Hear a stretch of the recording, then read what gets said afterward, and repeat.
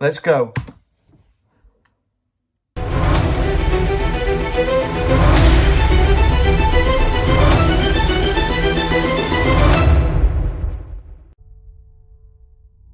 Supposedly made by the same people as Final Fantasy XIV, isn't it?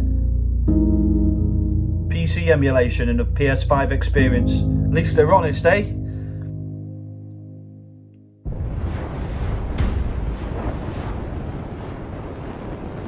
Oh, eyes.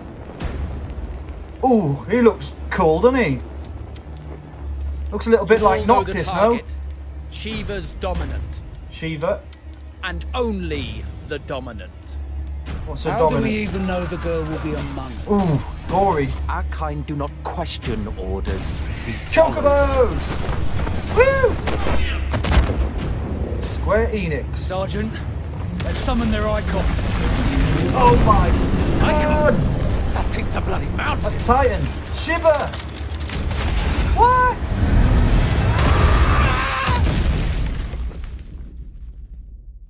Our foe will not relinquish their mother crystal easily. This will be a bitter fight. You should not be out of doors. We have discussed What this. is that? Come, Joshua. Your father will be expecting us. Looks really old-fashioned, eh? I am Joshua's shield. Oh, I'm white sworn to chocobo. How protect cool is that? Oh my god, action! It's an action RPG. What do you mean you refuse?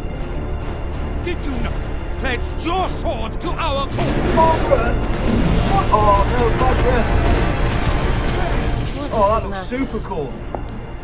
It was the Dalmex who drove back the Crusaders in Is the he Battle smoking? Between Realms, was it not? Without the Oh blessing my of the God, Mother how Crystal, cool does we Titan cannot look? defend our realm from the spread of the blight. He does look like Noctis. Oh, try.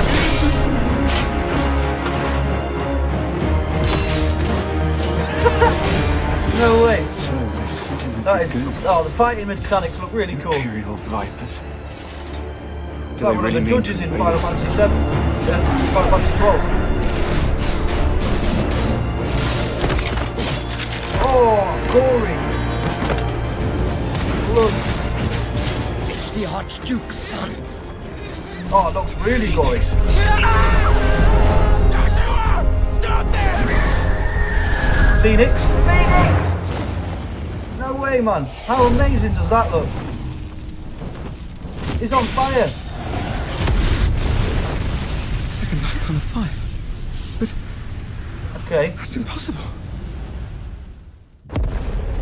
Oh my god, it's Ifrit. He looks menacing. What?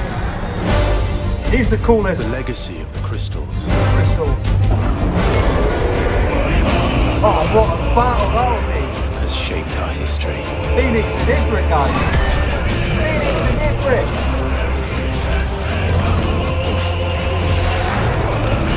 That is absolutely amazing. Enough.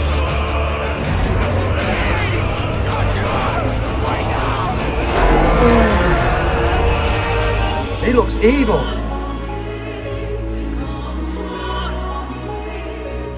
I'll kill you. Is it two different people or it's the same person? Oh, that looks brilliant, doesn't it?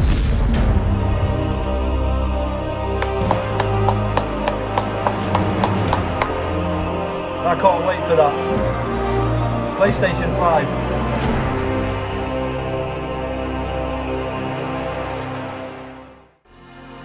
Final Fantasy, a franchise that's captured the hearts of many due to its unforgettable characters, its beautifully imagined worlds, and its magnificent storytelling, is set to release its 16th mainline entry on the PlayStation 5, and it's got every Final Fantasy fan on the edge of their seats in anticipation for its release.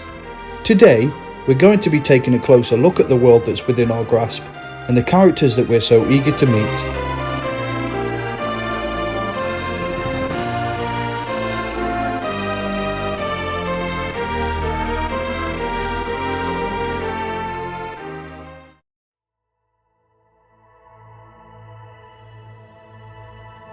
Okay then guys, so we're going to be delving into Final Fantasy 16 a little bit more. We're going to be checking the Square Enix website. We're going to be checking the Wikipedia website, see if we can uncover any more little nuggets for you. We get as much information as we can. We'll find out about the world and the characters. I mean, I'm really excited. I don't know about you, by the trailer. The trailer looked magnificent. The battle between Phoenix and Ifrit has got me super excited. The main character could do with a little touch up. He looks a little bit too plain. He looks a bit like Noctis for me. The battle with Marlborough looked fantastic. I can't wait for that with his tentacles flying all about. That looks great. Right, but anyway, we'll make a start on this, shall we? So we'll go to the Square Enix website first, and from the main page, how magnificent does that look? So you've got Final Fantasy 16. The legacy of the crystals has shaped our history for long enough. And that's in front of the main character looking angry and menacing. Really nice and detailed. He looks fantastic. And you can see he's got a really nice long sword. His left arm's on fire, which I can assume is magic. So that looks fantastic. He's just in front of Ifrit and Phoenix. Look how detailed they look. Look how incredible they look. They look huge as well. Just what you can expect nowadays from summons. But Ifrit, I'm guessing, is going to be an evil summon. Phoenix, I think, is one of the good guys. So, I mean, I'm excited about Phoenix. Super excited about Phoenix. They're in front of what looks like a dark and stormy castle kind of place with a huge crystal behind it, and just in front of some water. But the city looks great. Looks really detailed, isn't it, and interesting. So we'll move down a little bit. We'll see what information we can get on the world first of all. So first of all, from that picture there, it looks absolutely wonderful, doesn't it? Nice and blue and bright. Again, we can see that huge castle in front of that massive crystal. All them little buildings as well, they look really detailed. It looks a little bit like Altissia with the river running through to the sea. Yeah, it looks really good. Nice artwork. We'll get some more details on this then. The world. If we scroll down a little bit, there it is again. So that wonderful looking city that we saw a minute ago apparently is called Valisthea. You can see the little dragon just down in the bottom left there. Looks really dark and dreary though, doesn't it? So we'll scroll down and find out a little bit more about this place. So Valisthea, a land blessed in the light of the mother crystals. So the land of Valisthea is studded with mother crystals, glittering mountains of crystal that tower over the realms around them, blessing them with ether. For generations, people have flocked to these beacons to take advantage of their blessing. Using the ether to conjure magics that let them live their lives of comfort and plenty. Great powers have grown up around each mother crystal, and an uneasy peace has long reigned between them. Yet now, the peace falters as the spread of the blight threatens to destroy their dominions. So yeah, that sounds great. Sounds really dark. But it does sound really, really good. That's the world that we're going to be in, I think. So Valisthea is the world. Let's see what else we can find out. Oh, look at him. How detailed is he, man? Look at all of his little feathers. The fire, the eyes and the tongue and the beak. They look just unbelievable, don't they? Next level kind of detail, which we could come to expect from the PlayStation 5. But he looks phenomenal. I can't wait to see him in action. I really can't. I'm so glad they've got him in this one. But we're going to be discussing the icons and their dominance. The icons, from what I gather, are summons. So we saw Titan, we saw Ifrit, we saw Phoenix, we saw Shiva in the trailer. So icons, and the dominants, I think dominants are summoners, but they're kind of born. It's classed as either a curse or a gift. They're born with it, and it looked quite scary and a bit sort of painful what was happening to that young lad in the trailer, didn't it? So we'll discuss it a little bit further for you. So the icons are the most powerful and deadly creatures in Valisthea. Each resides within a dominant, a single man or woman who is blessed with the ability to call upon their dread power. In some nations, these dominants are treated as royalty in admiration of its strength. In others, they are bound in fear of it and forced to serve as weapons of war. Those who are born as dominants cannot escape their fate, however cruel it may be. So again, that sounds interesting, but it does sound a little bit scary, doesn't it? I mean, you can imagine though, with the power that they must possess, with these huge summons attached to the life force, you can only imagine that some people would feel that really threatening, especially when you see Ifrit. Oof. But yeah, it sounds like quite a dark kind of story, doesn't it? Storyline. But we'll move on anyway. So look at that map, wonderful map. So we're going to be discussing the realms of Valistia, so the little cities in Valistia. And it shows you the flags, so they look really nice. We've got the Grand Duchy or Duchy of Rosaria, the Holy Empire of Sombrake, the Kingdom of Wallode. We'll move down a little bit further. There we go, we've got the Dhalmekian Republic, the Iron Kingdom and the Crystalline Dominion. The flags look really nice. There's 6 different factions there. So I'll just explain what these are to you, I'll read them for you. So the Grand Duchy of Rosaria. Long ago, a group of small independent provinces in western Valistia found strength and unity and formed the Grand Duchy of Rosaria. After years of relative prosperity, the duchy now finds itself threatened by the spread of the Blight, a threat that, left unchecked, would doubtless usher the realm to ruin. Rosaria draws its ether from Drake's Breath, a mother crystal situated on a volcanic island off the coast. The dominant of the Phoenix, icon of fire, is enthroned as Archduke when they come of age. So there we go then, so that's where the main characters must live, Rosaria. Because we know that that young lad is the dominant of Phoenix. So I mean, that's probably a nice place to be. That's probably the main city, isn't it? And before they go on their adventure, that's probably where we'll be. So we'll discuss the Holy Empire of Sombrake. Sombrake is the largest theocratic force in Valistia. The Empire's holy capital of Oriflamme is built around Drake's head, the mother crystal that blesses the surrounding provinces with abundant ether. The people happily take advantage of this, living in comfort and security under the watchful gaze of the Holy Emperor, whom they worship as the living incarnation of the one true deity, the dominant of... So you don't see that bit. Could it be Titan? Could it be Shiva? Could it be Ifrit? The dominant of serves as the Empire's champion, taken to the field of times of war to rout its enemies. So it's pretty ominous, that mysterious, isn't it? Not showing you who. But it looks from just having a quick glance at this that every single one of these little kingdoms is a dominant in a major summon, but it's not telling you who it is for these. So the Kingdom of Wallode. Wallode claims the entirety of Ash, the eastern half of Valistia, as its dominion. The kingdom's control of the continent has often been tested by the orcs and other beastmen. So we saw orcs and stuff like that in the actual trailer itself, didn't we? Who make their home there. But the current ruler of the realm, dominant of blank space again, has succeeded in quelling their rebellions. Using the power of the kingdom's mother crystal, Drake's Spine, this new king has built up a mighty army with which he now seeks to test the borders of its neighbours. So yeah, they sound quite aggressive, don't they? They're going to be one that tries to take over everywhere, I can imagine.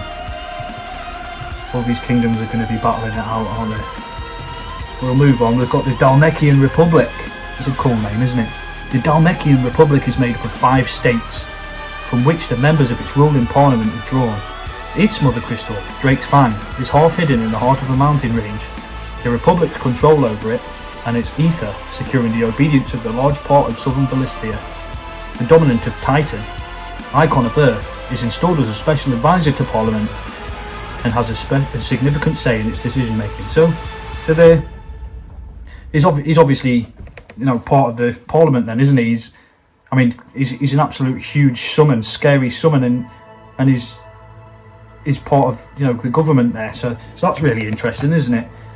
I wonder how he communicates with them then, or does he just do it by brute force? I wonder. But the other two can't be Titan, can they? Because they use Titan, so that's really interesting.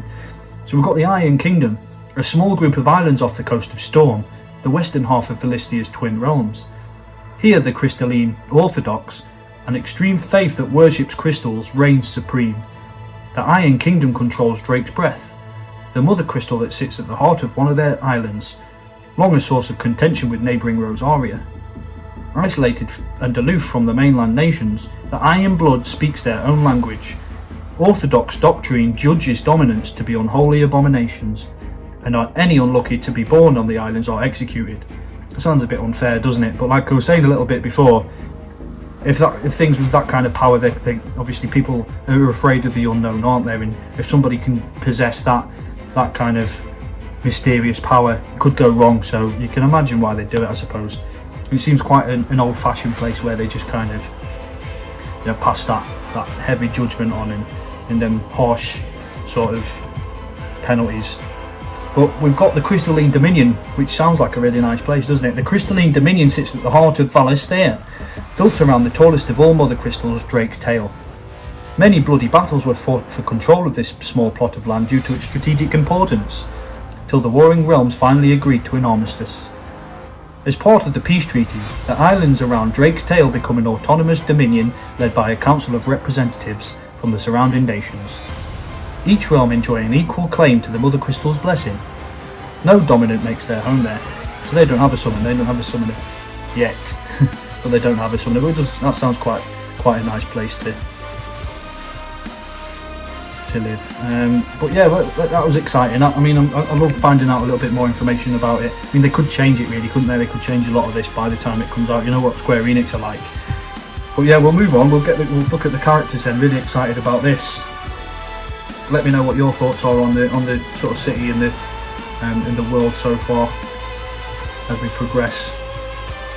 Discuss the characters. So here's the one that doesn't do it for me. He looks a little bit plain, a little bit generic, if you get me. Obviously let me know again if you disagree with me. But we've got Clive Rosefield, so the firstborn son of the Archduke of Rosaria. Though all expected him to inherit the Phoenix's flames and awaken as its dominant, Destiny instead chose his younger brother Joshua to bear his burden. In search of a role of his own, Clive dedicated himself to mastering the blade. His practice pays off when, at just 15 years of age, he wins the ducal tournament and is dubbed the First Shield of Rosaria, tasked to guard the Phoenix and blessed with the ability to wield a pod of its fire. Alas, Clive's promising career is to end in tragedy at the hands of a mysterious dark icon, Ifrit, setting him on a dangerous road to revenge. So there we go then. That's where the fire came from his hand on the main photo, isn't it? And he does look seriously pissed off, doesn't he, in that photo? So he must have a vengeance in it, and that must be the main plot of the story then. So I wonder how long he stays young for before we get to that point. But it's quite interesting that his brother got the gift that everybody was expecting him to get, and he's still taking a part of it really with the fire. He's imbued with a bit of his fire, which is great. I just don't like the look of him, if I'm honest. What's going on with his hair? I mean, it's cool that he's using the sword, and he's got quite old-fashioned clothing. But again, they could really improve it. They've got a while, I'm guessing, before they bring it out. So we'll see what happens. But Clive as well. What's going on with that name? It's not a very Final Fantasy name, is it? But we've got Joshua Rosefield. So Joshua's his brother, his younger brother. He looks really cool. He looks pretty cute. And he's got his little dog in his hands. Look. Until he obviously sets himself on fire and turns into a phoenix, I'm guessing. But it'll be really interesting to see that. Kind of feel sorry for him a little bit because he did look quite painful. But we'll discuss Joshua Rosefield. So the second son of the Archduke of Rosaria and Clive's younger brother by 5 years, Joshua awoke as the dominant of Phoenix soon after his birth. Despite his noble upbringing, Joshua treats all his father's subjects with warmth and affection. None more so than Clive, his brother, who he deeply admires. Joshua often laments that it was he, the frail and bookish younger son, who was granted command of the Firebird's flames, and not his stronger, braver brother. While Clive will gladly throw himself into any danger, Joshua quails at the sight of a carrot on his dinner plate. I don't understand that. Why would he say that? It's a bit out of the blue. But carrots become the least of his concern when he too is swept up into the tragic events that change Clive's life forever. I wonder if that's a little bit of mistranslation, maybe, because that sounds a bit silly, doesn't it? But yeah, so that's a little bit about Joshua, the younger brother, the timid and shy one, I'm guessing. It's always the good ones, isn't it? But yeah, we'll move on. So next we've got Jill Warwick. I can't remember seeing her in the trailer. Can you? So Jill Warwick, born in the fallen Northern Territories, Jill was taken from her homeland at a tender age to become a ward of Rosaria, securing peace between the two warring nations. The Archduke insisted that she be raised alongside his sons, and now, at 12 years of age, she is as much a part of the Rosefield household as Clive and Joshua. Ever kind, gracious and unassuming, Jill has become a trusted confidant to the brothers. Fair enough, so she's like a foster sister then. But yeah, she looks alright. I mean, the clothing's old fashioned. She's got a nice looking necklace there, maybe that could have some importance. But yeah, I mean, I'm not sure where she came from. But yeah, there we go. So that's a little bit about the characters. I hope you enjoyed learning a little bit about the world and the characters there. I know I certainly did. What we'll do now is we'll see if we can get a little bit more about the plot, a little bit more about the development and stuff like that. We'll move on to Wikipedia. Okay? See you soon.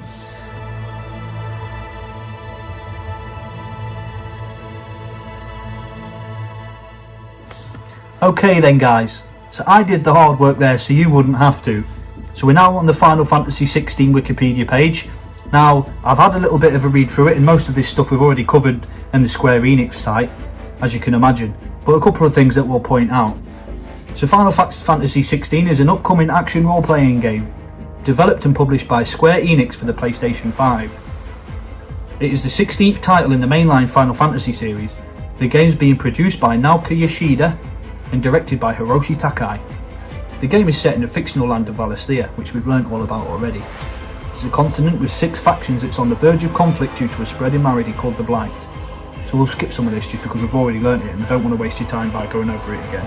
But we'll scroll down a little bit and you can see that battle with Marlborough again. I'm so excited about that. Look at him with all his tentacles dancing about, so detailed and magnificent. It's going to be an epic battle, isn't he? That bad breath's going to be scary, isn't it? But as you can see from the main character's sort of battle mechanics there, it's going to be an action role-playing game. It's got some nice looking magic and it's going to be kind of similar to Final Fantasy 15. I'm more of a fan of the old school turn-based battle mechanics of the sort of older Final Fantasies. Final Fantasy X being my favourite. But we roll with the time, so we'll move on. We'll try and miss out any bits that we've already covered. I think most of that at the premise of the story we've already pretty much covered. So we'll just go through the development of it for you. So Final Fantasy 16 is developed by Square Enix Creative Business Unit 3, the same division behind the development and maintenance of the MMORPG Final Fantasy 14, which is interesting. It is produced by Naoki Yoshida, who has the dual role of producer and director of Final Fantasy 14, and directed by Hiroshi Takai, known for his work on the Saga series and The Last Remnant. So fantastic games. I did mention earlier in the video actually that I did believe that it was by the same creators as Final Fantasy 14. So it's going to be interesting to see how they create an actual story-driven game. During the original announcement, the game was also said to be developed for Microsoft Windows. This was later retracted, with Square Enix announcing it as a time console exclusive for the PlayStation 5, so it's definitely just for the PlayStation 5, at least exclusively at the start. I did ask someone this the other day and they said no, but it looks like it will be. But the game's release date is yet to be announced, and more information is planned to be revealed in 2021. The release of information was intended to prevent rampant speculation around small details, with the reveals instead being created around clearly showing what kind of game Final Fantasy 16 is. So there we go. I mean, it does look really exciting. It's going to be really different. It looks a lot darker than what we've been used to. Really interesting. I'm guessing it's probably not going to be out this year though, unfortunately, but the graphics and the detail are going to be magnificent, and you know, I am excited about it. I really hope you've enjoyed watching this video, finding a little bit more information with me, as I've enjoyed taking you on the journey and finding the information out with you. If you have enjoyed this video, please smash that like button.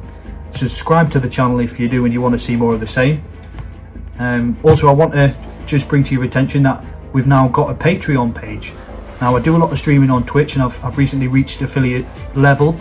All the necessary sort of goals I've hit. However, I do a podcast every week with some special guests that I really want to keep, helping people and getting it out there to as many platforms as possible. So we stream on YouTube, Facebook, Twitch, and then get it onto Spotify the day after. It's all about helping give advice to new creators, new streamers and things like that.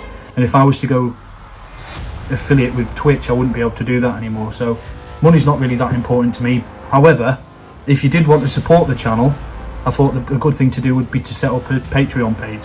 So we've got a Patreon. It's patreon.com/weare11306. I'll leave links to that in the description below. I mean, I've tried to make it as affordable as possible, and we will be offering you extra content specifically and exclusively to Patreon members. Really excited about that as well. Obviously, I appreciate every one of you for watching, liking, subscribing, no matter whether you become a member or not. Anything that I do make from that will go into supporting the channel and building it, helping it grow, better equipment and stuff like that. But yeah, thought I'd make you aware of that. Special shout out to Tom Taylor. As I mentioned, one of the perks of becoming a patron is that I will give you a shout out at the end of each video and at the start of each Twitch stream as well for new members. So have a look at that. There's 3 tiers available. I hope you enjoyed the video, guys. I look forward to seeing you again. Take care. Bye bye.